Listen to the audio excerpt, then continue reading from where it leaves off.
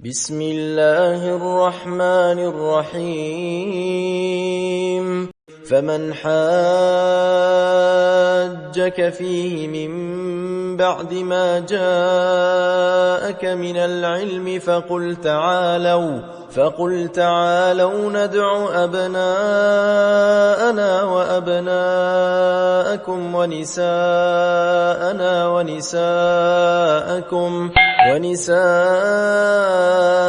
ونساءكم وأنفسنا وأنفسكم ثم نبتهل فنجعل لعنة الله على الكاذبين إن هذا لهو القصص الحق وما من إله إلا الله وإن الله لهو العزيز الحكيم فإن تولوا فإن الله عليم بالمفسدين قل يا أهل الكتاب تعالوا إلى كلمة سواء بيننا وبينكم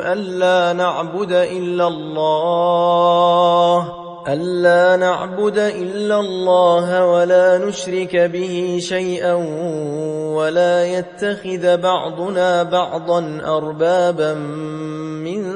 دون الله فإن تولوا فقولوا اشهدوا بأننا مسلمون يا أهل الكتاب لم تحاجون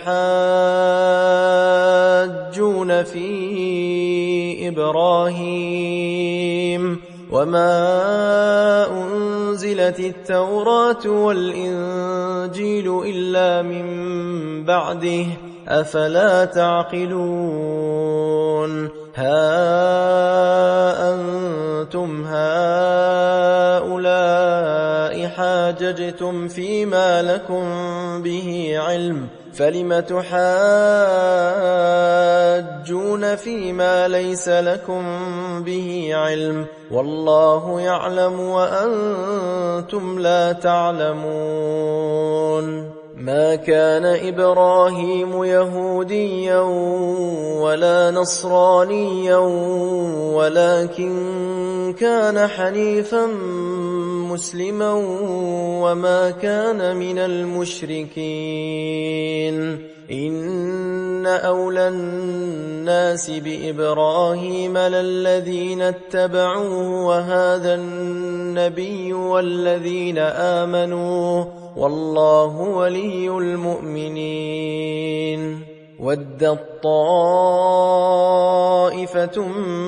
من أهل الكتاب لو يضلونكم وما يضلون إلا أنفسهم وما يشعرون يا أهل الكتاب لم تكفرون بآيات الله وأنتم تشهدون